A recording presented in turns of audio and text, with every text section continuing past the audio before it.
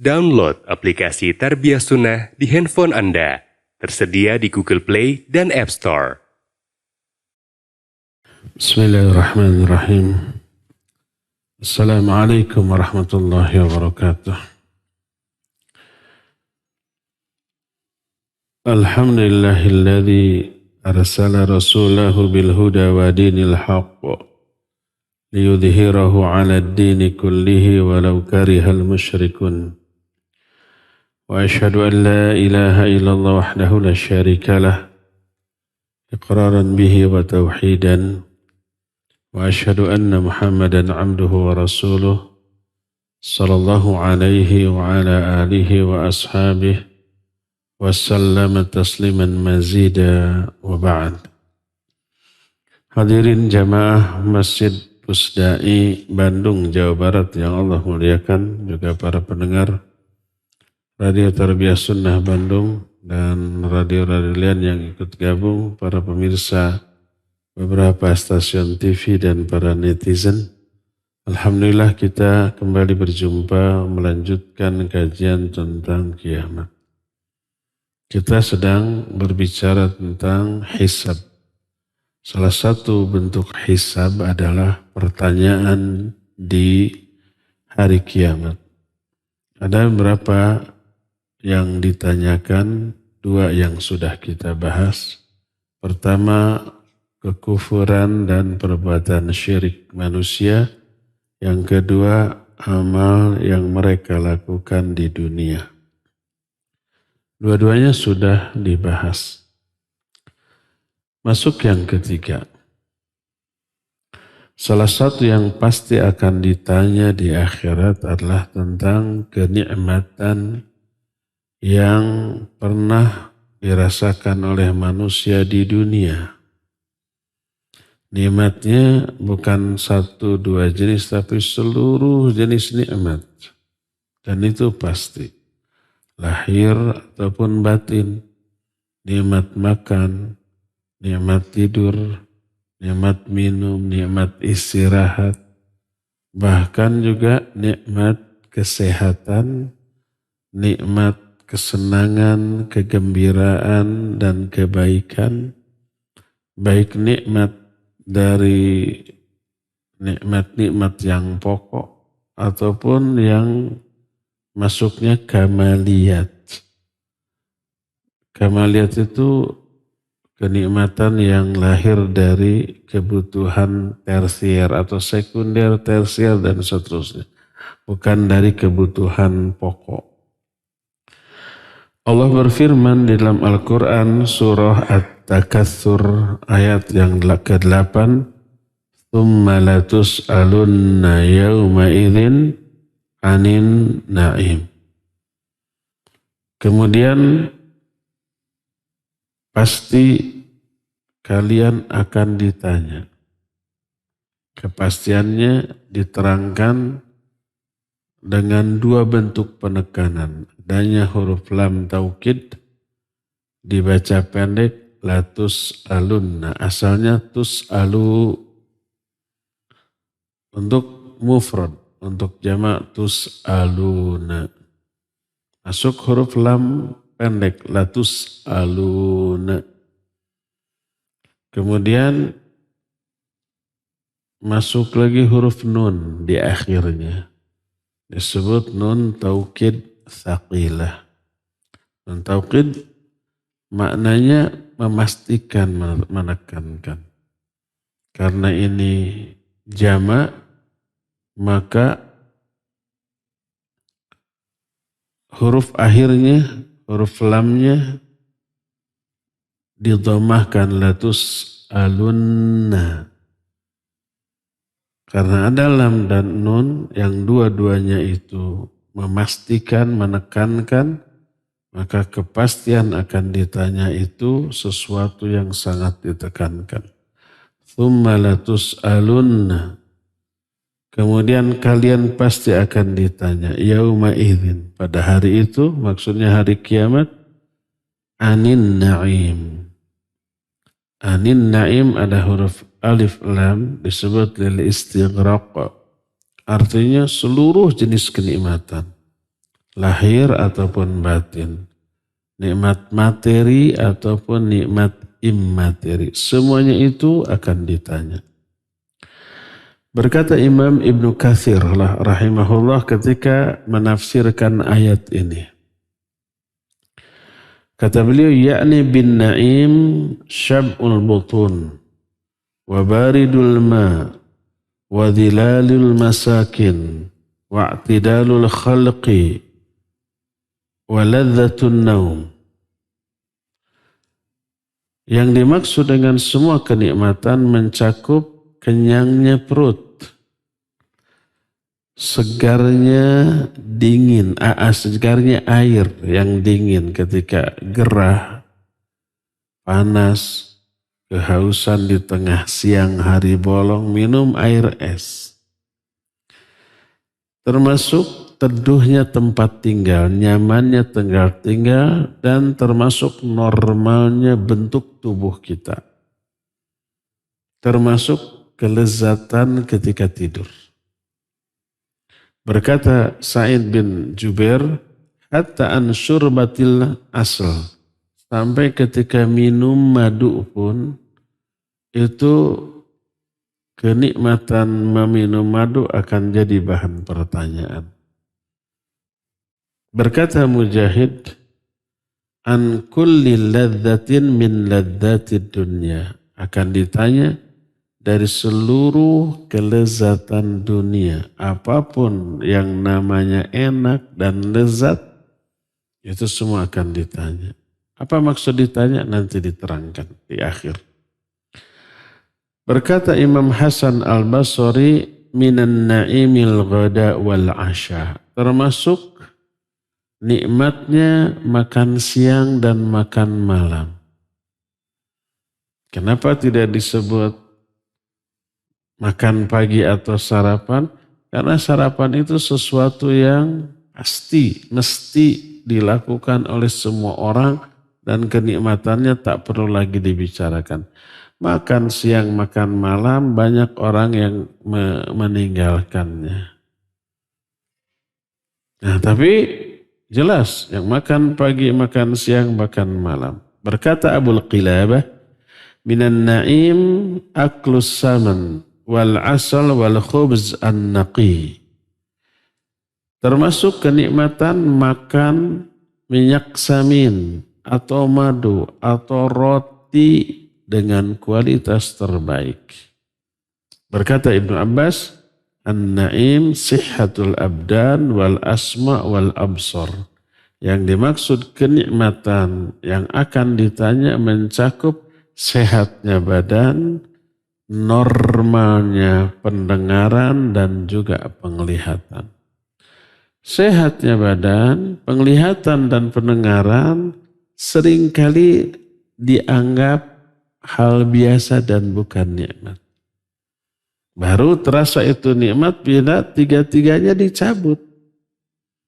Dicabut kesehatan, diberi sakit. Baru sadar, oh sehat itu nikmat. Setelah sakit semua gak enak. Demikian juga pendengaran. Setelah dicabut, jangankan dicabut, dikurangi saja kemampuan mendengarnya. Dikurangi saja kemampuan melihatnya. Dikasih minus, dikasih plus, dikasih miop, dikasih silinder, pokoknya sehingga berkacamata gitu ya. Berkacamata nikmat apa tidak? Tidak nikmat, kelihatan gaya, iya. Gak enak, pas minum kopi suruput gitu, kopi panas, langsung berembun kan? Apalagi ketika lari olahraga pakai kacamata umpamanya, berkeringat, itu gak nyaman lah pokoknya. Gaya sih, ya gaya. Kata sebagian orang, kata saya mati gajah yang berkacamata. Nah, baru terasa ternyata nikmat melihat dengan penglihatan yang normal itu nikmat. Tapi ini jarang disadari, itu akan ditanya. Berkata Imam Ibnu Katsir ketika menjelaskan semua itu wa hadzal ladzi fassaruha bihi min babit tanawu' fi tafsir. Fa inna asnafan na'im katsiratin jiddan la tu'addu wa la tuhsa. Tafsiran ini termasuk tafsir tanawu'. Makna tanawu' itu menjelaskan jenis-jenis makna tafsiran yang tidak saling bertolak belakang, tapi saling melengkapi. Sebagian ulama menyatakan yang ditanya adalah nikmat makan, minum, tidur. Yang lain nikmat anggota badan. Yang lain nikmat segala macam jenis kehidupan. Itu tidak bertolak belakang tapi saling melengkapi. Itu yang disebut khilaf tanawu. Pada intinya kenikmatan Allah sangat banyak, saking banyaknya tidak bisa dihitung. Wa in ta'undu ni'matallahi la tuhsuha. Kalau kalian menghitung-hitung nikmat Allah, kalian tidak akan bisa menghitungnya. Dan kenikmatan yang dirasakan oleh manusia berbeda-beda.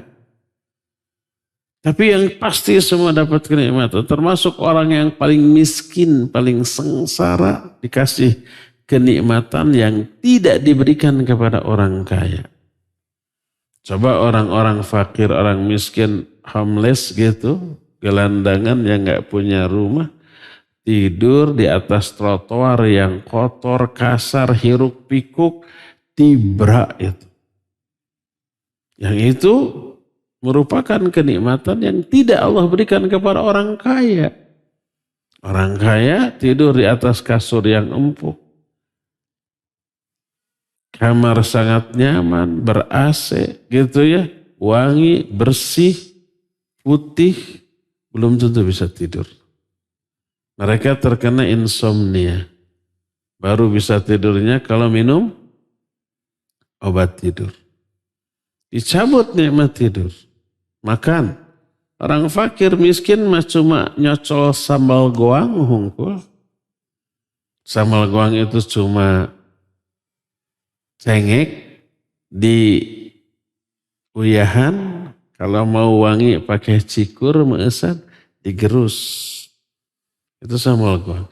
Dicocol ku sangu pulan atau sangu bari, nasi kemar, nikmatnya luar biasa. Ngalimed. Ngalimed ini enggak ada terjemahannya. Lahap. Tapi beda, lahap itu ponyo.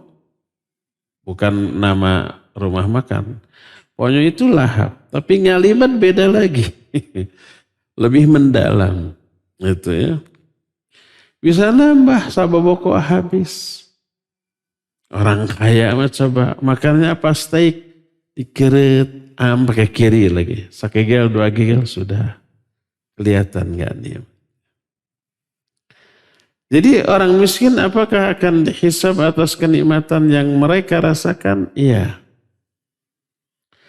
Dan kadang-kadang ada kenikmatan yang terdapat di satu zaman tidak ada di zaman lain. Di satu negeri tidak ada di negeri lain. Seperti zaman dahulu tidak ada kendaraan mobil, pesawat. Sekarang ada. Zaman dahulu tidak ada AC. Kalau musim panas walaupun raja ya tetap kegerahan, kepanasan. Kalau sekarang ada AC. AC nikmat, motor, mobil nikmat, pesawat nikmat. Semua alat-alat listrik di rumah, alat-alat masak yang serba mudah adalah nikmat. Ini akan ditanya. Kenikmatan itu tidak ada di zaman baheula. Berkata Rasul sallallahu alaihi wasallam dalam hadis yang diterima dari Abu Hurairah radhiyallahu an, diriwayatkan oleh Imam At-Tirmidzi dalam kitab Sunannya dengan sanad yang sahih. Bahwa Rasul sallallahu alaihi wasallam berkata, "Inna awwala ma yus'alul 'abdu anhu yaumal qiyamah minan na'im ay yuqala lah alam nusah laka jismak wa nurawwi'uka wa nurawwi'ka minal ma'il barid." Sesungguhnya pertanyaan yang pertama kali ditanyakan kepada seorang hamba pada hari kiamat, dari kenikmatan adalah ditanya, bukankah aku telah mensehatkan jasmanimu? Bukankah aku telah memberikan kepuasan dari kehausan kepadamu dengan air yang segar? Yang ditanya dua, ngaku dulu enggak nih? Dikasih kesehatan, dikasih kepuasan dalam hal minum sehingga tidak kehausan. Sebagian orang tidak menyadari nikmat besar yang Allah berikan kepada mereka, termasuk dalam hal nikmatnya minum, nikmatnya menyuap, mengunyah atau menggigit dan menelan, berupa tempat tinggal yang nyaman, berupa pasangan hidup istri atau suami dan anak-anak, dan mereka hanya memandang kenikmatan itu terhadap sesuatu yang sifatnya materi. Rumah yang mewah, tanah yang luas, kendaraan, uang yang banyak. Hanya itu. Mereka tidak menganggap pasangan hidup sebagai kenikmatan, anak-anak juga sebagai kenikmatan, makan minum sehari-hari tidak lagi dianggap kenikmatan. Baru kalau semua itu dicabut, pasangan hidupnya dicabut, baik ditinggal mati atau cerai. Demikian juga anak-anaknya. Baru terasa, oh punya pasangan itu sebuah kenikmatan. Sebuah hadis dari Abdullah bin Amr bin As radhiyallahu anhum. Dia ditanya oleh seseorang. Orang ini termasuk sahabat. Termasuk berasal dari Mekah yang pindah ke Madinah. Disebutnya apa? Al-Muhajirin. Dia termasuk orang fakir di kalangan Muhajirin. Nanya ke Abdullah bin Amr bin As, alasna min fuqara'il muhajirin? Bukankah kita termasuk orang-orang fakir dari kalangan muhajirin? Maka oleh Abdullah ditanya, jadi intinya curhat bahwa mereka itu seolah-olah tidak memperoleh kenikmatan dari Allah karena fakir, karena miskin. Punya istri, tapi tempat tinggal ala kadarnya. Gak punya harta kekayaan. Seolah-olah hidup di dalam kesusahan seumur hidup. Curhat. Kita kan orang muhajirin yang fakir. Apa kata Abdullah bin Amr bin As? Alaka imra'atun ta'wi ilaiha. Bukankah kamu punya istri yang menyebabkan kamu merasa tenang, tentram dengan istrimu? Dijawab, na'am. Alaka maskanun taskunuhu? Bukankah kamu punya tempat tinggal yang kamu tempati sekarang? Dijawab, na'am. Ya. Fa anta minal aghniya. Kalau begitu kamu termasuk orang kaya. Karena kebutuhan pokok kamu sudah terpenuhi. Tempat tinggal ada, pasangan hidup ada, sudah. Kelaparan malah dijamin gak akan kelaparan. Makannya pasti dapat makan. Fa anta minal aghniya. Kalau begitu kamu termasuk orang kaya. Terus orang itu berkata, wa innali khadiman. Aku juga punya pembantu. Ngaku orang fakir tapi punya pembantunya. Apa kata Abdullah bin Amr bin As? Fa anta minal muluk. Kalau begitu kamu termasuk di antara para raja. Punya pelayan yang melayani kamu, membantu pekerjaan kamu. Sudah punya pelayan, punya rumah, punya istri, ngaku fakir, ngaku miskin. Hadis tersebut sahih diriwayatkan oleh Imam Muslim dalam kitab Sahih Muslim. Dalam Sahih Bukhari, sebuah hadis yang diterima dari Ibnu Abbas radhiyallahu anhuma, dia berkata, Berkata Rasul sallallahu alaihi wasallam, "Ni'matan maghbuna fihi katsirun minan nas, as-sihah wal faragh." Ada dua kenikmatan yang banyak diabaikan oleh kebanyakan manusia. Yang dimaksud diabaikan ada dua. Pertama, dianggap bukan kenikmatan. Yang kedua, tidak disyukuri. Dua kenikmatan yang banyak diabaikan oleh kebanyakan manusia itu as-sihah wal firaq. Kesehatan dan waktu luang.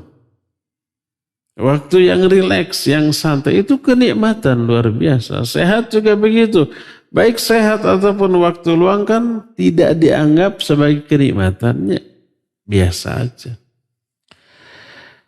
Nah, makna dari hadis ini adalah annahu muqassiruna fi syukri hatain ni'matain la yaqumuna biwajihi bihima wa man la yaqumu bihaqqi ma wajaba alaihi fahuwa maghbun. Maksud maghbun adalah dia kurang mensyukuri dua nikmat tadi. Tidak melaksanakan kewajiban mensyukuri dua nikmat tadi.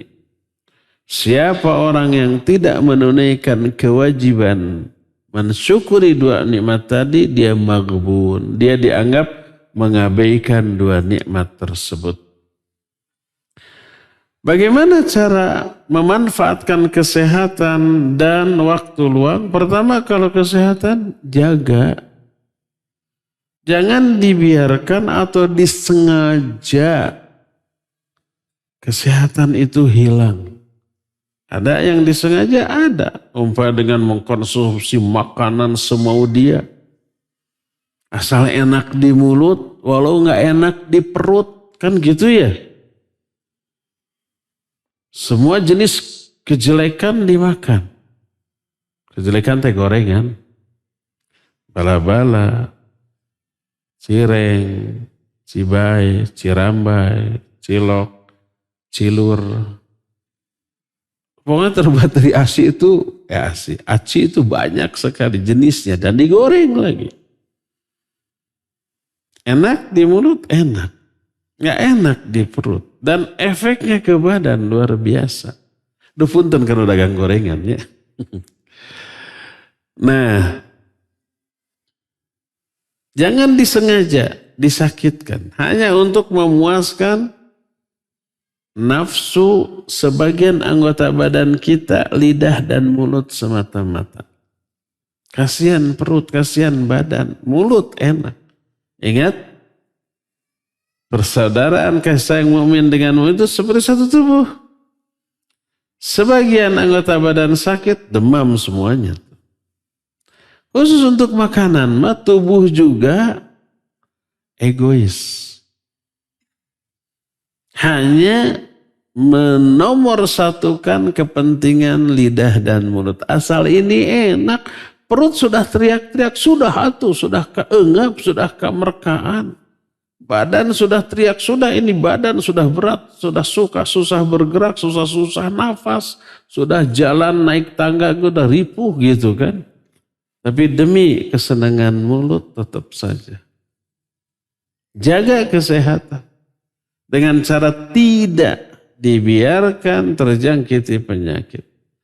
Maka kalau seseorang berolahraga secara rutin sesuai dengan kondisi, sesuai dengan usia, dalam rangka menjaga kesehatan agar kalau sehat ibadah bisa lebih maksimal.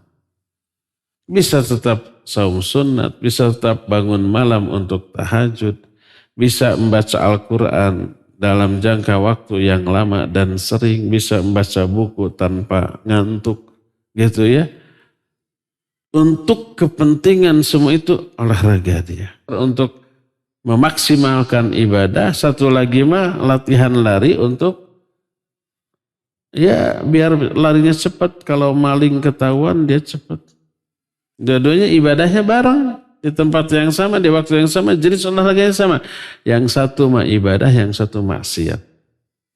Orang yang latihan lari dengan niat agar mudah sekali kabur ketika dikeroyok, Seketika ketahuan maling, olahraganya maksiat. Tapi orang yang olahraga dengan niat agar badannya segar untuk memaksimalkan kualitas ibadah, dia sedang ibadah dengan olahraganya.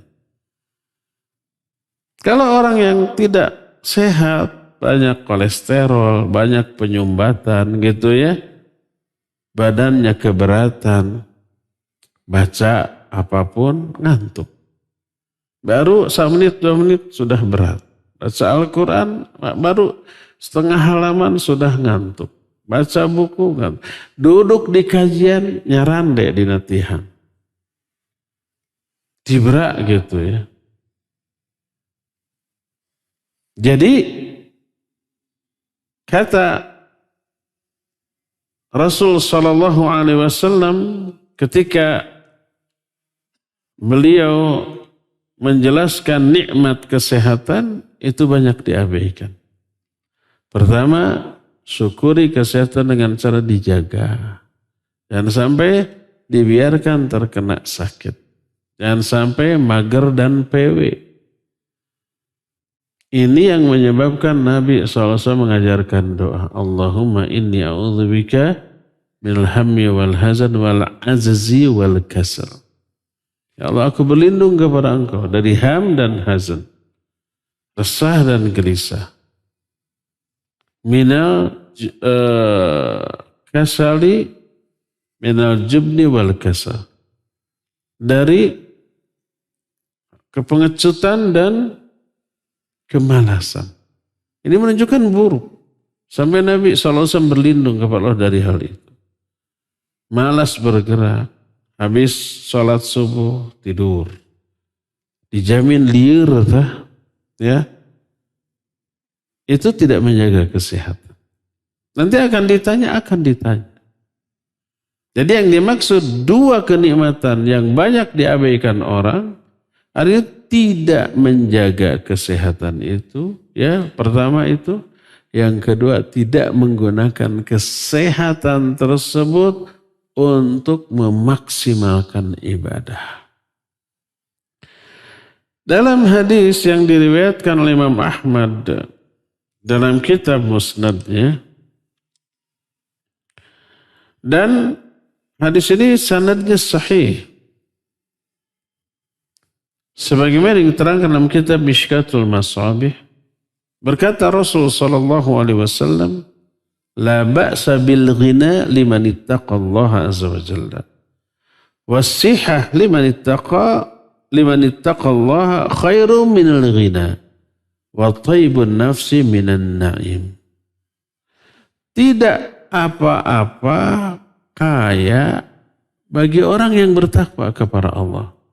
Tidak terlarang, boleh kaya, boleh. Asal apa? Takwa. Kalau takwa yang mendasari perilaku seseorang, terus dia kaya, kekayaannya pasti manfaat. Kekayaannya akan menjadi pahala jariah bagi dia. Kekayaannya dia keluarkan zakatnya, infaknya, sedekahnya. Pokoknya menjadi tabungan pahala yang banyak di akhirat. Di dunia ini kekayaan tidak bisa dinikmati seluruhnya. Tidak bisa. Berapa miliar sih uang kita atau berapa triliun orang kita? Yang kemakan mah cecep cuma sepiring 2 piring. Kalau sehat. Tapi kalau umpamanya dia punya darah tinggi, kolesterol, asam urat, ya, ginjal. Makannya apa? Makannya sayur bening. Mau makan buah-buahan dan sayur-sayuran hijau terlarang karena asam urat. Mau makan kacang-kacangan yang enak dan bermanfaat terlarang karena asam urat. Mau makan daging-dagingan, kolesterol tuh. Jadi apa tuh yang dimakan? Udah sayur bening. Kekayaan banyak. Untuk apa? Nggak ada manfaat kekayaan di dunia. Paling kebanggaan ya. Tapi di akhirat jadi beban. Kalau mau meraup keuntungan besar dengan kekayaan, tabungkan untuk akhirat. Nah, orang bertakwa akan berpikir ke sana. Kekayaan ini mubazir, sudah capek-capek dicari, sudah dapat, masa jadi beban hisab di akhirat, nggak mau tuh. Capek gawe teka pakai maleuheung, tapi ya diteke ya. Capek mencari kekayaan, tidak banyak manfaat di dunia selain kebanggaan, di akhirat jadi beban. Nah, bagaimana kalau capek gawe di dunia itu benar-benar kapake dan ternyata matak HD di akhirat. Keluarkan zakatnya, infaknya, sedekahnya. Mana yang bangun masjid? Sana berapa anggarannya? Cuma 2 miliar, kasih 5 miliar. Besar lagi. Jadi tabungan di akhirat. Mana pondok pesantren yang sedang ngebangun? Tuh di Selascau. Berapa anggarannya? 1 bangunan 1 miliar. Bikin 3 bangunan. Nih 3 miliar. Mana yang sedang mencari tanah untuk perluasan lahan? Tuh YTS di Selascau. Berapa harganya? Sekian. Itu jadi tabungan di akhirat. Kudu disindir gitu merenya. Nanti disindir mah hari-hari. Disindir kira ada hari-hari. Nah, jadi orang bertakwa akan memanage kekayaan seperti itu. Makanya la ba'sa bil ghina liman ittaqallaha azza wa jalla. Tidak ada buruknya kekayaan bagi orang yang bertakwa kepada Allah. Dan wasihhatu liman ittaqallaha khairu minal ghina. Kesehatan badan bagi orang yang bertakwa lebih baik daripada kekayaan. Sehat itu lebih mahal daripada kaya. Orang kan banyak gitu mencari kekayaan itu. Orang banyak mencari kekayaan agar pas sakit tiada biaya untuk mengobatinya. Kenapa nggak berpikir sebaliknya? Berpikir sebaliknya itu pokoknya jangan sampai uang ini keluar hanya untuk biaya pengobatan. Jadi sudah direncanakan saya mau harus kaya bisa nanti masa tua sakit. Dan direncanakan akan sakit tuh. Dan diantisipasi dengan mengumpulkan uang untuk mengobati penyakitnya. Berpikirnya negatif itu. Padahal banyak penyakit tidak bisa diobati oleh apapun kecuali dengan sedekah. Kata siapa? Kata Nabi SAW. Beliau bersabda, "Dawau mardhakum bis sedekah." Obati orang yang sakit di antara kalian dengan sedekah. Abdullah bin Mubarak rahimahullahu ta'ala itu mempunyai luka di dahinya sampai tahunan. Dikonsultasikan, diobati ke tabib, ke dokter, ke ahli kesehatan, nggak sembuh. Datang ke orang ulama. Kata ulama itu, coba kamu sedekah, Allah akan menyembuhkan. Akhirnya dia membuat sumur di depan rumahnya, semua orang dibolehkan mengambil air itu semaunya. Setelah dia bikin sumur, kemudian keluar airnya, orang-orang berbondong-bondong di sana, hanya dalam waktu 1 minggu sudah habis, sudah sembuh itu lukanya. Hari pertama sudah agak kering, hari kedua mengering lagi, hari ketiga mengecil, sampai sepekan sudah sembuh total. Setelah beberapa tahun berlalu ada seseorang datang ke Abdullah Mubarak, kemudian mengeluhkan ada luka yang selalu keluar nanah dan darah dari 2 lututnya. Sudah 7 tahun. Dia konsultasi ke dokter, ke tabib, berobat kemana-mana tetap. Apa kata Abdullah bin Mubarak? Kamu bikin sumur di mana saja, di tempat, di lokasi yang dibutuhkan oleh orang, kemudian sedekahkan ke semua orang yang membutuhkan. Hanya itu obatmu. Beliau tahu itu dengan 2 hal. Pertama dari hadis, Dawau mardakum bisadaqah. Yang kedua pengalaman tadi. Akhirnya orang tadi melaksanakan itu, membangun sebuah sumur dan airnya melimpah, dimanfaatkan oleh orang banyak. Hanya dalam hitungan 1 pekan sembuhlah luka yang 7 tahun tidak sembuh-sembuh. Ini kalau kekayaan itu berada dalam tangan orang-orang bertakwa. La ba'sa bil ghina liman ittaqallaha azza wa jalla was-sihhatu liman ittaqallaha khairum minal ghina. Kata Nabi SAW, tidak apa-apa kekayaan bagi orang bertakwa. Tapi kesehatan bagi orang yang bertakwa lebih baik daripada kekayaan. Wa tayyibun nafas minan na'im, dan tenangnya jiwa termasuk kenikmatan. Hati-hati kalau umpamanya di antara ikhwan. Jangan sampai terjebak. Kalau dia sehat, keluarganya nggak ada masalah, rizkinya cukup, tidak pernah sedih, tidak pernah riweuh, tidak pernah stres, tidak pernah resah, gelisah. Dengan semua orang baik dan orang semua baik. Itu ya mungkin anugerah sekaligus ujian.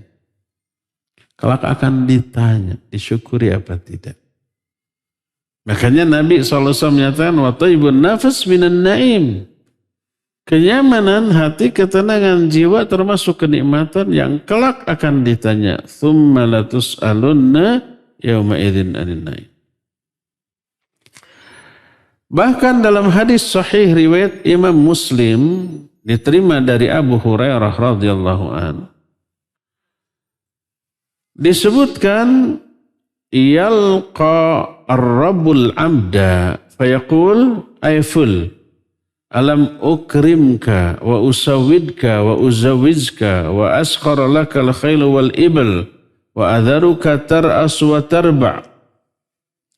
Fayaqul bala, qala fayaqul afadhananta annaka mulaqi, qala fayaqul la, fayaqul fa inni ansaka kama nasitan. Pada hari kiamat Allah akan menemui seorang hamba. Lalu ditanya, wahai fulan, bukankah dulu aku telah memberikan kemuliaan kepadamu? Aku telah memberikan pangkat, jabatan atau posisi kepada kamu ketika di dunia. Aku pun telah memberikan kamu pasangan jodoh. Aku pun telah menundukkan bagimu kendaraan-kendaraan. Al-khil wal-ibl, kuda dan unta. Aku biarkan engkau duduk-duduk, ya, tenang, nyaman, dan seterusnya. Dijawab bala, ya benar. Lalu Allah bertanya lagi, apakah kamu dulu menyangka bahwa kamu akan berjumpa dengan aku untuk dihisab? Orang itu menjawab, tidak. Dikiranya semua kenikmatan itu prestasi dia, keberhasilan dia, yang tidak akan ada hisab atas semuanya. Makanya dia nggak menyangka akan dihisab, berjumpa dengan Allah. Apa kata Allah? Fa ini ansaka kama nasitani. Kalau begitu aku pun sekarang akan mengabaikan kamu sebagaimana kamu telah mengabaikan aku. Ditinggalkan. Thumma yalqas tsani. Kemudian Allah menemui dia lagi untuk yang kedua kali.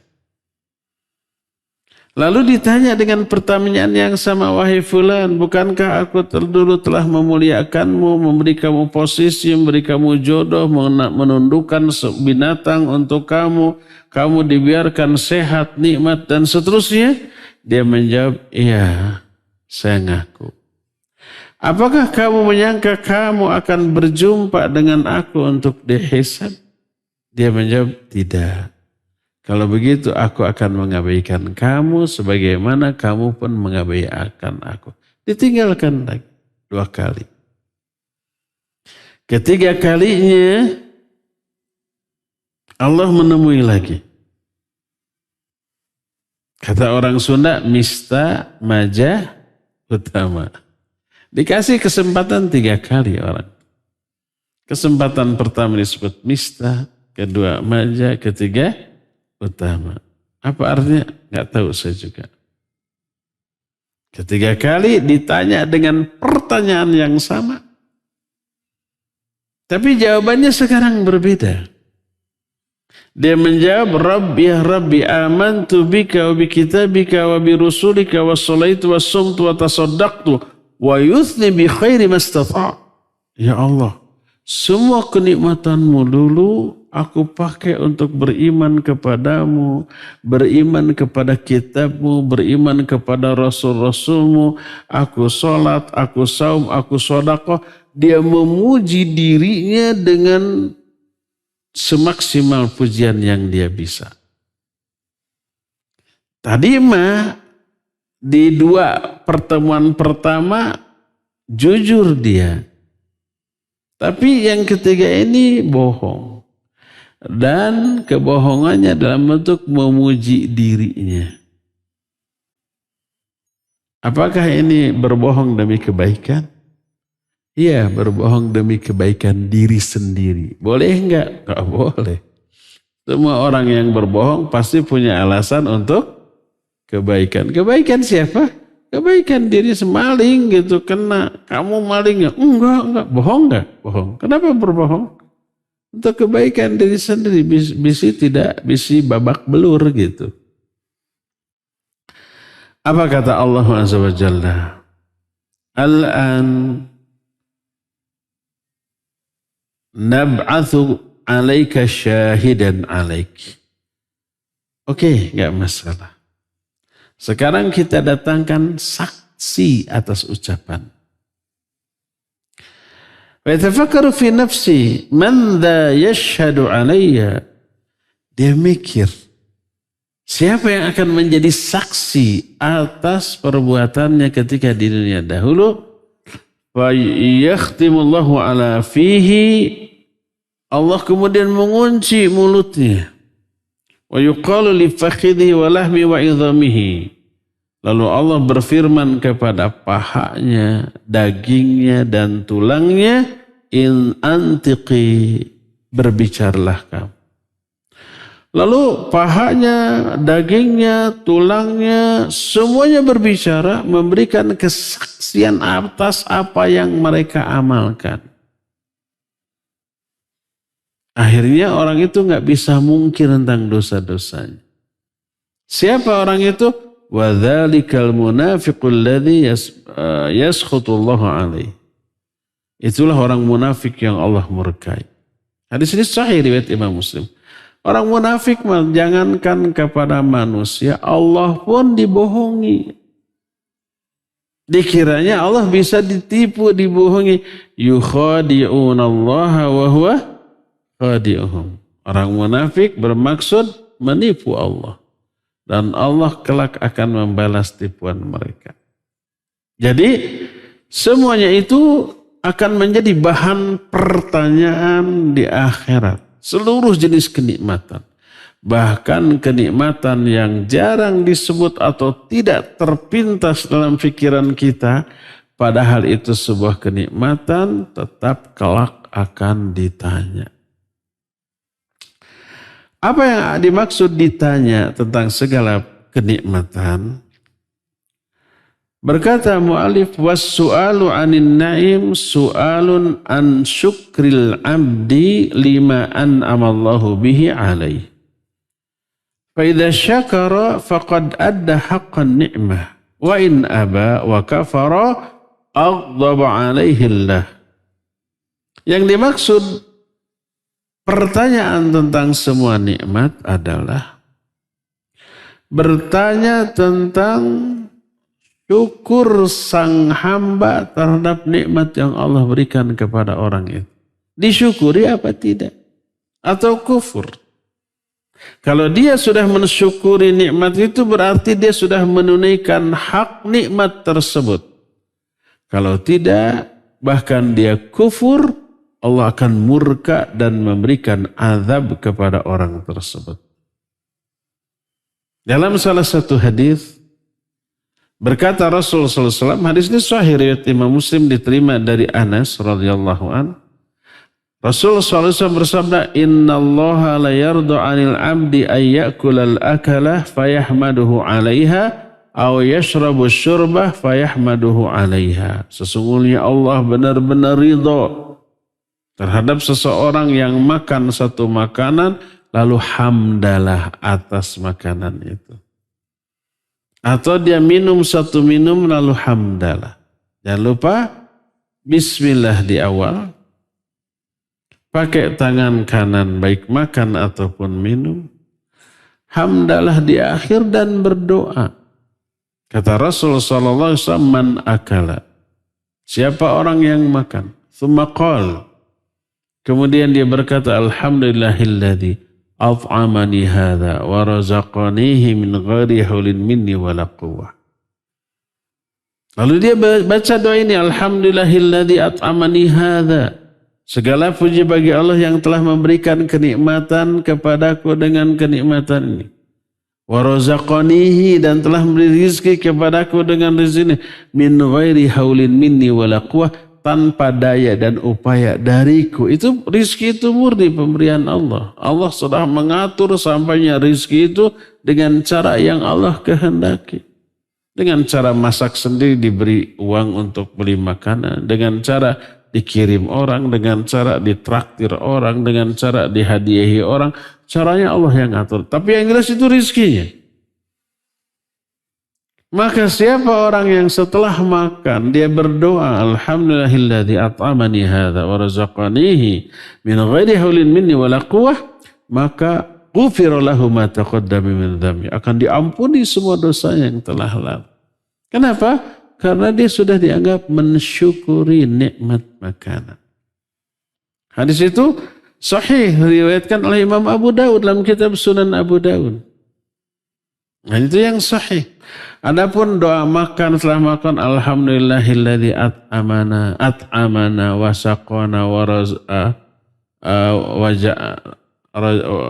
alhamdulillahilladzi at'amana wa saqana wa ja'alana minal muslimin, itu hadisnya dhaif. Bukan dari Nabi SAW. Yang sahih itu yang tadi. Alhamdulillahilladzi at'amani hadza wa razaqanihi min ghairi haulin minni wala quwwah. Siapa orang yang sudah makan hamdalah dengan doa yang diajarkan oleh Nabi SAW, Allah ridha kepadanya. Makanya tak heran apabila dosanya digugurkan. Ya makan enak, ya kenyang dan sehat, ya digugurkan dosa tuh. Makan itu mubah hukumnya. Tapi kalau menerapkan sunnah Nabi SAW dalam hal makan, jadi ibadah. Diampuni dosa. Ya enak, ya sehat, ya kenyang, ya diampuni dosa. Tapi jangan diambil kesimpulan. 10 kali itu sehari makan. Biar dosanya tambah bersih. Nah, itu melanggar ayat israf. Kulu washrabu wala tusrifu. Makan minum tapi jangan israf, jangan berlebih-lebih. 5 kali, apalagi 10 kali. Sekali makannya 3 piring, 5 kali, aduh gemrot. Jadi itulah beberapa kenikmatan yang akan ditanya. Sudah 3 tuh. Yang ditanya di akhirat nanti, yang pertama adalah syirik dan kufur, yang kedua amalan, yang ketiga kenikmatan. Keempat. Yang juga ditanya, enggak, bulan depan enggak akan kita lanjut. Jangan suudzon dulu. Yang keempat, yang juga akan ditanya adalah janji. Janji itu hutang loh. Makanya Allah Azza wa Jalla mewajibkan kita menunaikan janji. Ya ayyuhalladzina amanu aufu bil uqud. Hai orang-orang yang beriman, penuhi janjimu. Dalam surah Al-Ahzab ayat 15, Allah berfirman, وَلَقَدْ كَانُوا عَاهَدُوا اللَّهَ مِنْ قَبْلِ لَا يُوَلُّونَ الْأَدْبَارِ وَكَانَ عَهْدُ اللَّهِ مَسْئُولًا. Mereka dulu telah berjanji kepada Allah sebelumnya bahwa mereka itu tidak akan mundur lagi ke belakang, akan komitmen, akan loyal kepada ajaran Allah. Wa kana ahdullahi mas'ula, dan janji kepada Allah pasti akan ditanya. Wa kullu ahdin masyru'un bainal ibad fa innallaha sa'ilun anil wafa bihi. Semua janji yang terjadi antara seorang hamba dengan hamba lain, Allah akan bertanya tentang janji tersebut. Apa ditunaikan atau tidak? Walaupun urusan ini tidak menyangkut Allah, tapi menyangkut sama manusia. Tapi Allah terlibat. Karena Allah hakim yang sangat adil. Allah akan menghukumi seluruh perkara yang diperselisihkan di kalangan manusia. Di akhirat nanti, karena Allah hakim yang adil, diputuskan dengan cara yang adil. Apalagi kalau janjinya kepada Allah SWT. Termasuk janji kepada Allah adalah nazar. Ya Allah, kalau saya sehat, saya nazar akan saum 7 hari berturut-turut. Wajib tuh. Tadinya saum 7 hari berturut-turut, sunnah pun tidak, saum apanya. Tapi karena nazar jadi wajib. Wajib ditunaikan. Kalau enggak ditanya nanti. Termasuk janji kepada sesama manusia.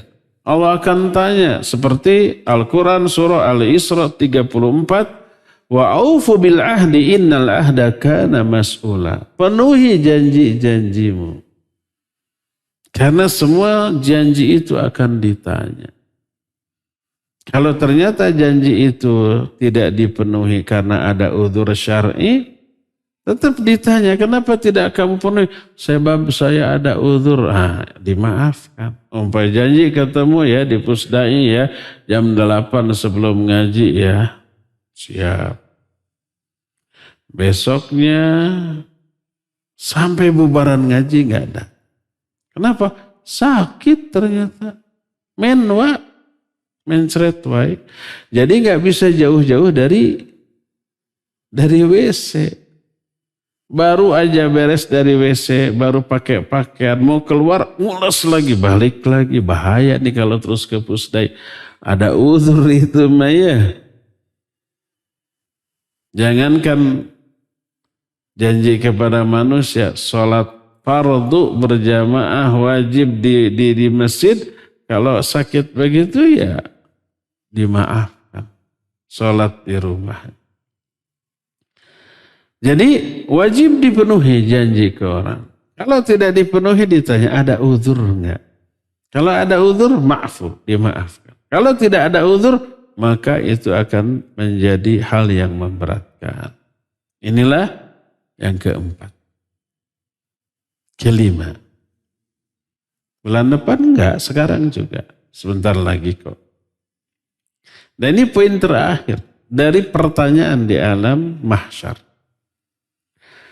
Yang akan juga ditanya adalah anggota badan kita, pendengaran, penglihatan, bahkan hati juga ditanya. Kalau penglihatan beramal dengan cara melihat, pendengaran beramal dengan cara mendengar, hati juga beramal. Ada amalan hati, amalan baik, amalan buruk. Amalan baik, khauf, roja, mahabbah, tawakal, ikhlas kepada itu amalan hati yang baik. Termasuk husnudzon kepada sama. Cinta kepada sama muslim itu amalan hati. Ada amalan buruk ya? Apa? Hasad, dengki, suudzon kepada orang, benci, memusuhi. Itu amalan hati yang buruk. Semua itu akan ditanya.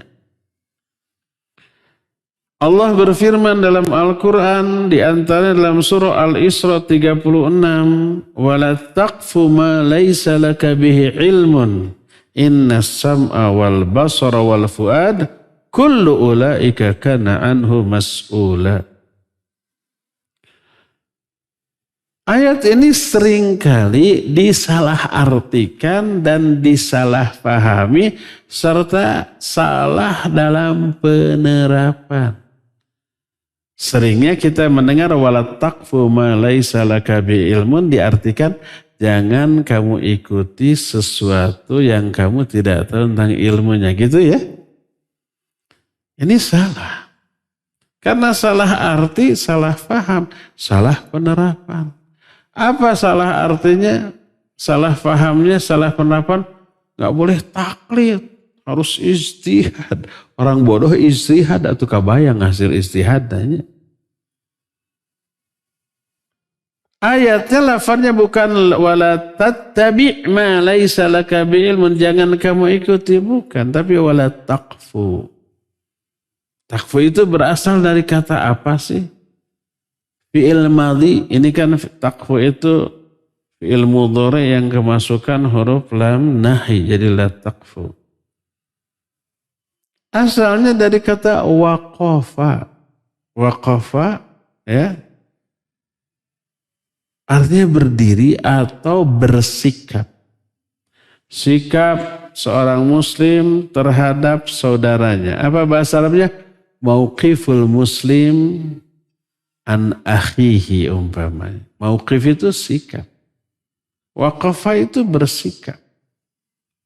Wala taqfu ma laisa laka bi'ilmun, jangan kamu bersikap dalam sesuatu perkara yang kamu tidak punya ilmu tentangnya. Diam kalau nggak punya ilmu, jangan ngomong. Karena diartikan jangan kamu ikuti sesuatu tanpa ilmu, akhirnya dia beraksi, berijtihad dengan kebodohannya. Aduh, bahaya.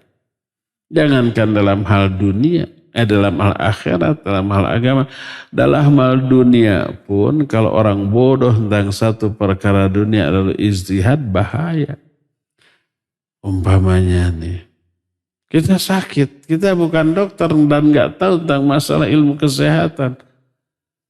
Akhirnya kita, jangan mengikuti tanpa ilmu. Akhirnya kita ijtihad sendiri, oh sakit begini mah kayaknya begini. Akhirnya dia mengobati sendiri, tambah parah. Apakah dua orang yang punya penyakit dengan gejala yang sama, obatnya pasti sama? Enggak. Saya berkali-kali itu umpamanya, dok ini sakit, nelen dan seterusnya dan agak meriang. Oh ini obatnya. Istri saya juga di rumah gini, nggak bisa. Obat untuk Anda belum tentu untuk istri Anda begitu. Periksa dulu, ya. Walaupun gejalanya sama kan gitunya. Dengan ilmunya dokter akan tahu. Tapi orang bodoh tentang masalah kesehatan, dia ijtihad dengan kebodohannya, berbahaya. Bisa tambah sakit, bisa mati. Apalagi dalam masalah agama. Kata Allah, wala taqfu ma laisa laka bi'ilm, jangan kamu bersikap tentang satu masalah yang kamu tidak tahu ilmunya tentang masalah. Diam saja sudah. Karena apa? Inna sam'a wal basar wal fuad. Karena pendengaran, penglihatan dan hati, kullu ulaika kana anhu mas'ul. Semua itu akan ditanya. Berkata Qatadah ketika menafsirkan ayat ini, la taqul ra'aitu wa lam tara wa sami'tu wa lam tasma wa 'alimtu wa lam ta'lam fa innallaha sa'iluka an dzalika kullih. Jangan kamu berkata, saya melihat padahal kamu tidak melihat. Saya mendengar padahal kamu tidak mendengar. Saya tahu padahal kamu bodoh, kamu tidak tahu. Karena Allah akan bertanya kepadamu tentang semuanya itu. Berkata Imam Ibnu Katsir ketika menafsirkan ayat tadi, wa madmumu ma dzakaruhu fil ayah annallaha naha 'anil qaul bi ghairi ilm bal bidzan. alladzi huwa tawahhum wal khayyal.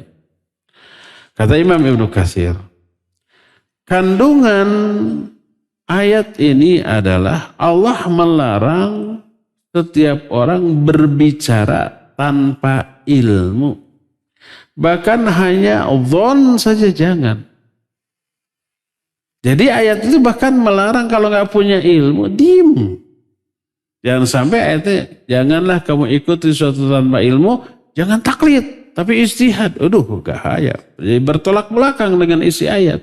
Kalau nggak tahu ilmunya, diem. Sebagaimana firman Allah Azza wa Jalla, ijtanibu katsira minadh-dhon, inna ba'dadh-dhonni itsm. Jauhi kebanyakan dhon. Dhon itu, kata Syekh Al-Utsaimin, 50-50. Mengetahui sesuatu dengan kadar pengetahuan yang 50%. 50%. Bukan kalau 100% namanya yakin. Kalau di atas 50%, 50 sampai 100, umpama 60, 70, disebut ghalabatul dhon. Dugaan kuat. Tapi kalau 50-50, dhon. Dhon saja hanya setengah pengetahuan tentang suatu, jangan ngomong. Ngomong dosa. Ayat, ijtanibu katsira minadh-dhon, inna ba'dadh-dhonni itsm. Jauhi oleh kalian kebanyakan dhon. Sekali lagi, dhon di sini adalah mengetahui sesuatu dengan pengetahuan yang hanya setengah dari sesuatu itu. Jauhi, jangan ngomong sudah. Inna ba'dadh-dhonni itsm, karena sebagian dhon adalah dosa. Maka ketika orang berbicara dengan dhon, maka dianggap berdusta. Bersabda Rasul sallallahu alaihi wasallam, iyyakum wadh-dhanna fa inna dhanna akdzabul hadits. Jauhi oleh kalian dhon, karena dhon itu sedusta-dusta ucapan. Jadi terlarang, ya. Termasuk umpamanya berdusta dalam hal mimpi. Kalau umpama, oh saya lihat tadi ada kejadian gini, padahal tidak. Itu sudah bohong dan akan ditanya. Oh saya dengar begini-gini, padahal tidak dengar. Itu akan ditanya.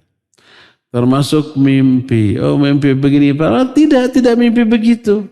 Dia cerita supaya seru aja obrolan ini. Maka dosanya besar. Kata Nabi SAW, man afral fara ayyara rajul ainaihi malam taraya, atau dalam hadis lain, man tahallama hilman kullifa yaumal qiyamah ayyaquna baina syairataini wa laysa bifa'il. Sesungguhnya orang yang paling pendusta adalah orang yang ngaku-ngaku melihat sesuatu dalam mimpinya padahal dia tidak bermimpi seperti itu. Siapa yang bermimpi dengan sesuatu yang padahal dia tidak bermimpi demikian, pada hari kiamat dia akan dipaksa untuk duduk di atas 2 biji gandum dan dia tidak bisa melakukannya. Yang paling konyol adalah menceritakan mimpi yang dusta agar dirinya dimuliakan dan diagungkan. Bisa gitu? Bisa. Contoh, mimpi ketemu Nabi SAW, padahal tidak. Saya berjumpa dengan Nabi dalam mimpi. Nabi itu menyuruh saya begini. Untuk apa dia ceritakan mimpi itu? Agar orang memuliakan. Wah, kalau mimpi ketemu Nabi, ini orang soleh. Ya enggak? Ini orang luar biasa. Ditanya, gimana sih sosok Nabi dalam mimpi? Kakek-kakek berjenggot putih gitu ya. Rambutnya sudah putih, kemudian pakai tongkat, sudah bungkuk.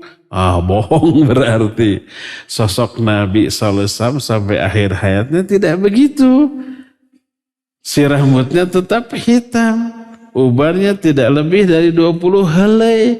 dan tidak berjenggot putih. Ya berjenggot tapi tidak putih juga gitu ya. Dan tidak bungkuk pakai tongkat sehingga aki-aki rempong, enggak. Berarti bohong tuh orang.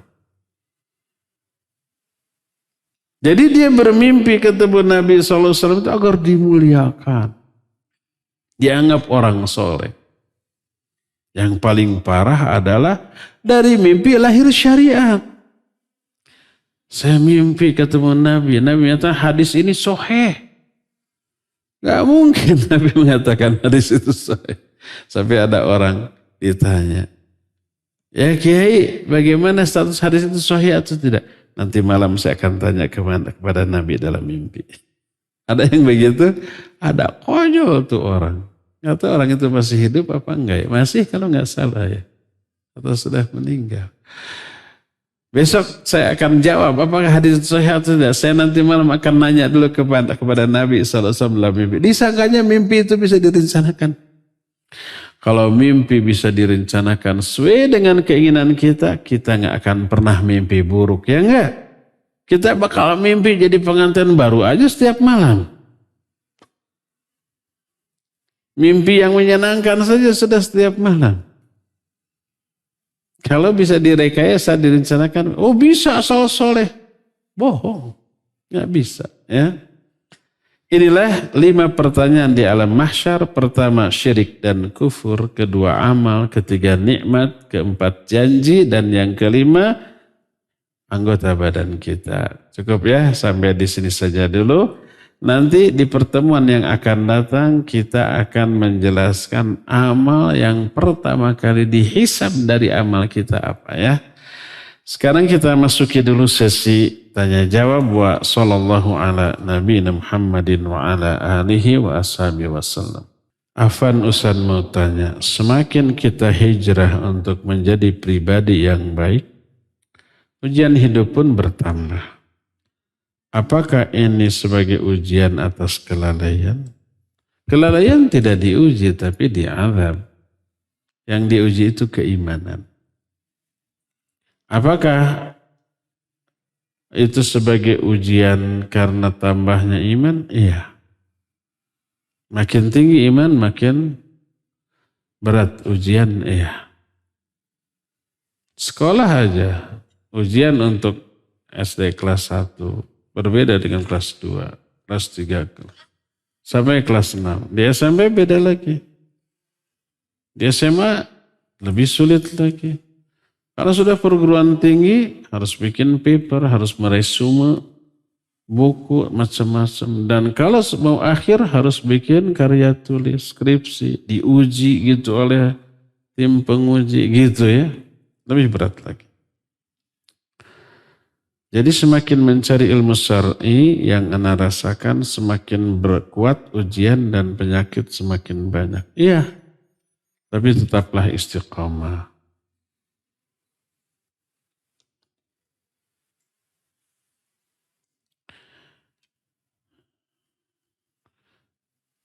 Bagaimana hukumnya wanita berenang di tempat khusus akhwat dengan pakaian yang sopan? Gimana ya? Syekh Al-Utsaimin rahimahullah pernah ditanya, persis pertanyaannya begitu. Boleh enggak wanita berenang khusus akhwat, pakaiannya tertutup? Beliau menjelaskan, apa manfaat berenang bagi wanita? Kalau laki-laki iya, harus jihad. Salah satu kemampuan yang harus dimiliki ketika jihad, berenang. Sok TNI semua. Semua TNI bisa berenang. Jangan ditanya angkatan laut ya. Angkatan darat, apalagi Kopassus tuh. Diceburin di tengah lautan dalam keadaan terikat, lepaskan saja. Kita mah mati. Mereka mah bisa ke darat dalam keadaan terikat, kemudian berenang dari tengah lautan ke pantai.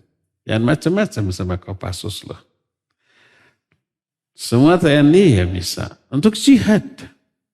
Apalagi angkatan lautnya. Pernah dengar kan ada yang bisa nyebrang Selat Sunda? Saya juga bisa pakai ferry. Nah, ini mah enggak, angkatan laut tuh berenang. Angkatan laut tuh. Jadi jelas untuk laki-laki ada manfaat. Sekarang wanita untuk apa manfaat? Kesehatan, banyak cara lain lah gitu ya. Jadi Syekh Al-Utsaimin tidak menjawab boleh tidaknya. Tapi pertanyakan, apa manfaat berenang bagi wanita? Kalau hanya kesehatan, bisa dengan cara lain. Kalau laki-laki, iya ada kepentingan untuk jihad dan salah satunya adalah berenang. Kemampuan berenang. Gitu wenya lah. Allahu a'lam. Bagaimana menjelaskan kepada orang tua yang tujuannya masih dunia? Jelaskan apa? Apa amalan yang dilakukan hanya untuk dunia? Jika Allah tidak mengijabah doanya, selalu dipertanyakan. Ya jelaskan saja, tujuan kita ke akhirat. Usaha kita di dunia cari uang, cari jabatan, cari pangkat. Itu untuk kepentingan kita di akhirat. Tabungan kita di akhirat. Uang kita dipakai keuntungan akhirat. Jabatan kita termasuk kekuasaan yang kita miliki untuk kepentingan akhirat. Sebab di sanalah kita abadi. Dunia ini pasti ditinggalkan. Kalau umpamanya amalan akhirat ditujukan untuk dunia, aduh terbalik. Masa kepentingan abadi dipakai alat untuk meraih kepentingan sesaat gitu. Kan terbalik. Kasih aja pengertian seperti itu.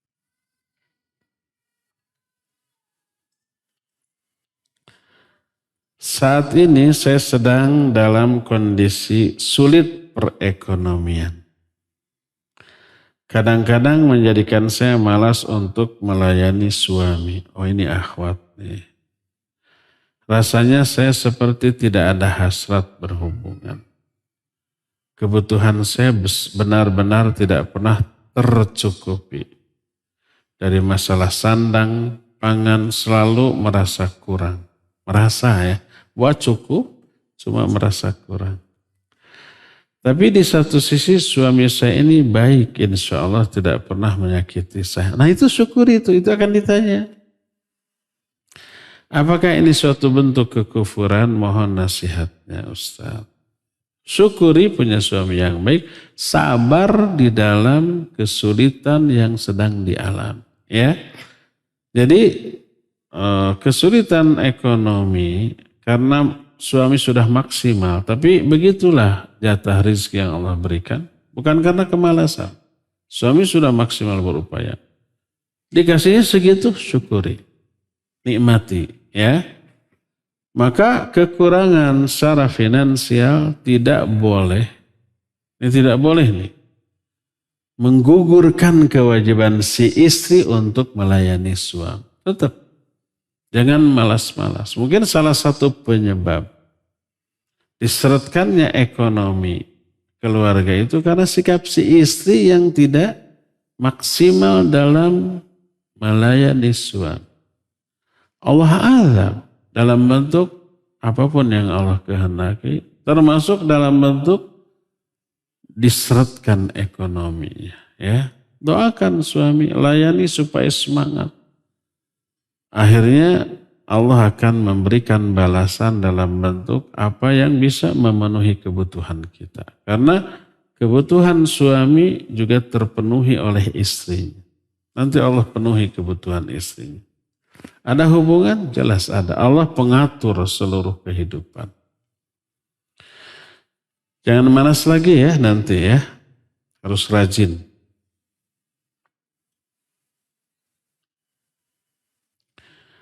Bolehkah baca surah Al-Mulk dalam sholat sunnah ba'da isya? Boleh. Surat apapun setelah Fatihah. Baca surat. Mau Al-Mulk, mau Al-Kahfi, mau surat apapun. Al-Baqarah silakan. Dalam sholat sunat baca. Sholat ba'da isya. Tahajud ya silakan. Utsman itu membaca setelah isya. Beliau sholat hanya 1 rakaat di rumah. Tapi seluruh surat dibaca. Dari Al-Baqarah sampai An-Nas, semalaman tuh. Dalam sholat sunat boleh. Asal jangan sholat fardu. Kalau sholat fardu kita jadi imam, makmum batuk-batuk nanti. Kalau kita jadi makmum, kan kita harus mengikuti imam ya. Jadi jangan panjang-panjang. Kalau sholat sunat bebas.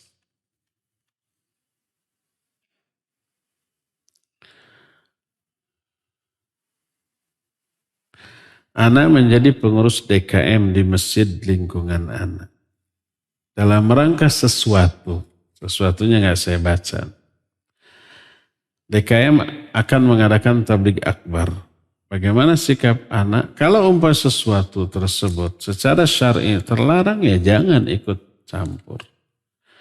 Boleh nggak kita masuk ke dalam kepengurusan? Tergantung. Kalau masuknya kita ke dalam kepengurusan bisa menambah kebaikan dan meminimalisir penyimpangan, masuklah. Kalaupun tidak bisa, menghilangkan sama sekali. Kalau kita tidak ada, wah bisa-bisa penyimpangan lebih banyak. Tapi kalau kita ada di sana, penyimpangannya masih ada tapi lebih sedikit, silakan. Ikut masuk ke dalam kepengurusan. Tapi pas acara menyimpang yang tidak bisa kita hentikan, berupayalah untuk tidak terlibat. Paling begitu ya.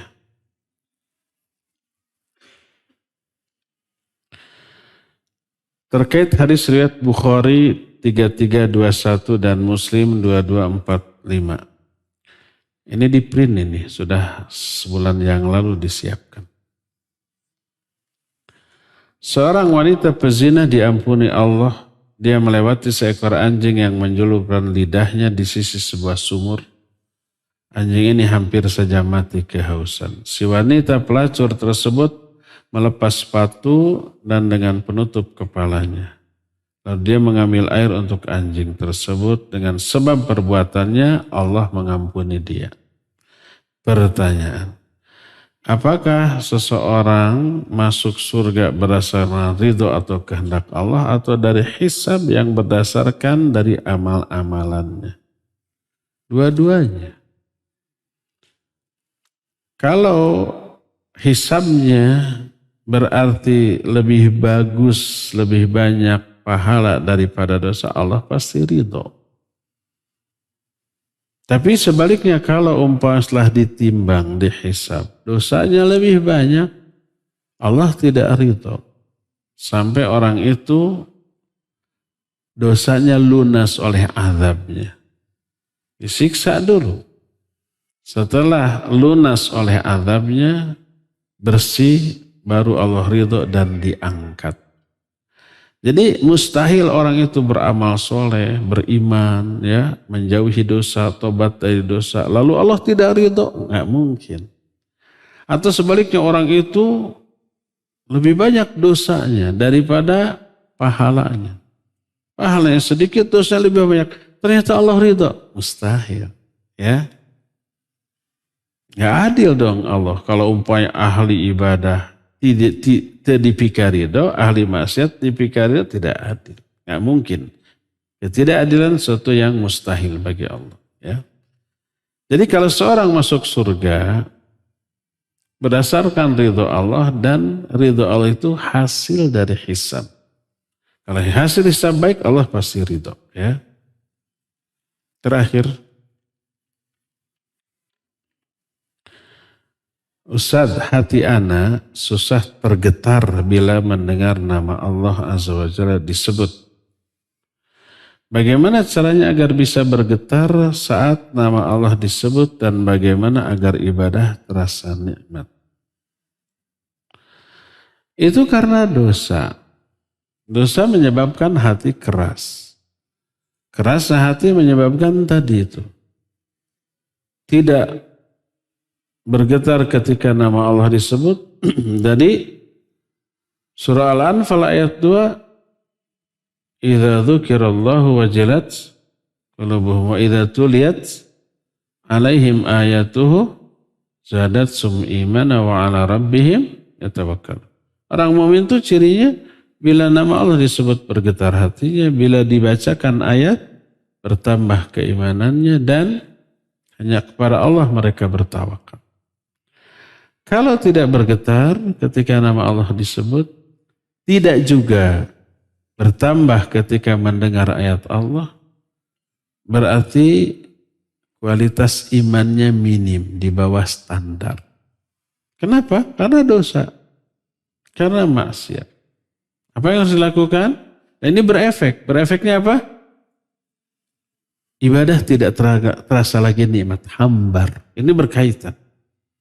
Gimana caranya? Pertama, tobati semua dosa dan kesalahan kita. Coba kita introspeksi rutinitas kita selama ini yang membuat kita futur, itu namanya futur.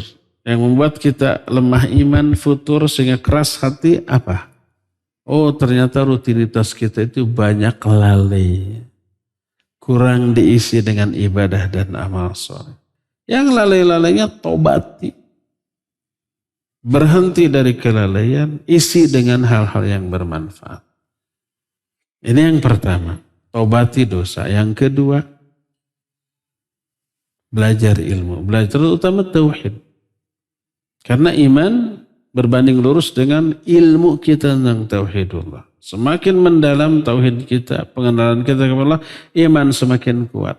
Kalau iman semakin kuat, itu disebabkan karena muncul rasa takut kepada Allah, cinta kepada Allah, tawakal kepada Allah, roja kepada Allah, itu muncul, bertambah.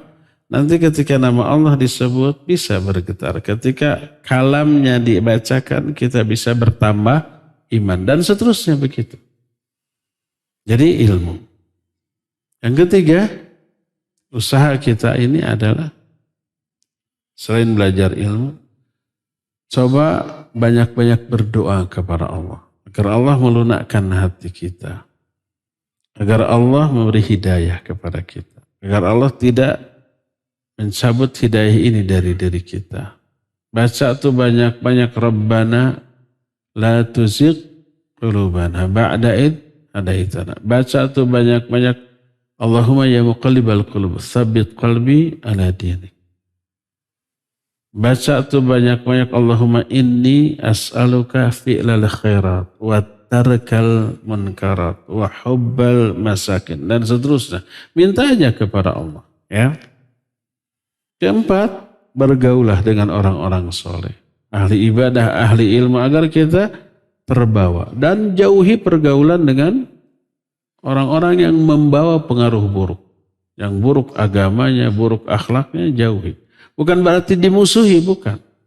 Tapi jangan bergaul rapat. Kalau ketemu ya assalamualaikum biasa.